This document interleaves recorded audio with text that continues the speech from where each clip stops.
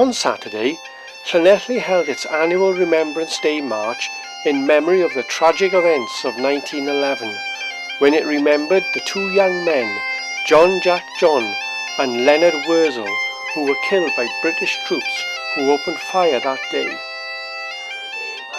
Those gathered were in fine voice despite the weather, and earlier Tim Evans, one of the organisers, told me why this event was so important, not just for the sake of the past, but for the future. The event itself was one where people rose up and began to resist injustice, which is what happened in this town 102 years ago, where the army was brought in to put down a strike and men were shot dead.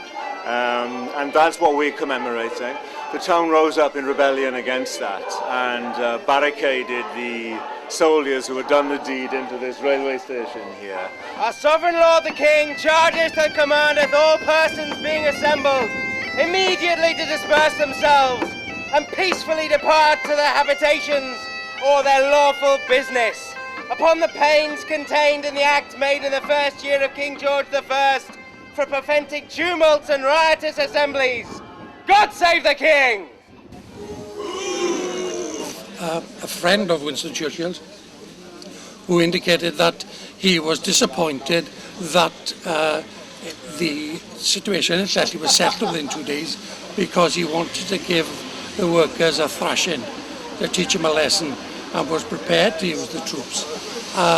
Lloyd George realised the problems that were there and decided to help settle the strike, but Winston was fighting for his class and wanted to teach us, and they continued to want to teach us a lesson. It was under military occupation in 1911 to smash the railway strike, the first ever national railway strike. It was part of a wave of unrest from 1910 straight through until it was drowned in blood in the 1914 First World War.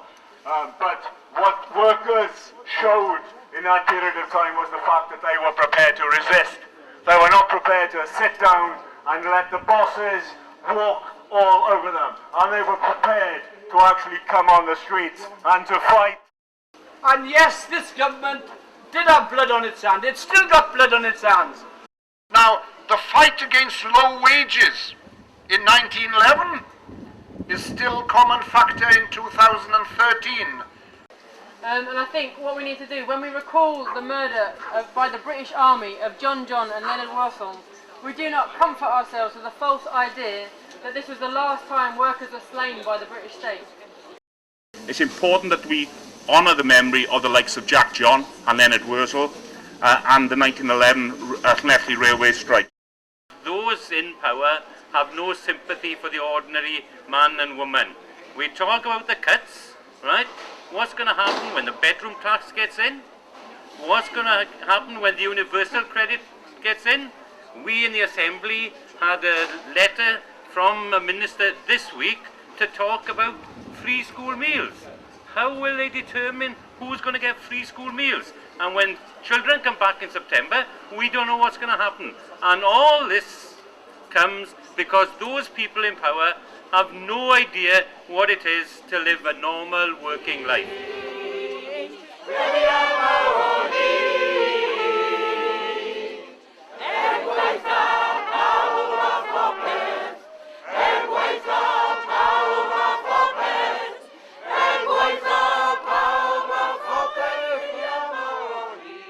Plaid Cymru MP Mary Jones also laid a wreath at one of the graves.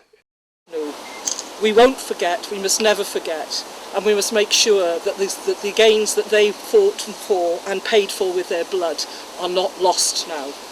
Heddwch i'w lliw. Peace to their ashes.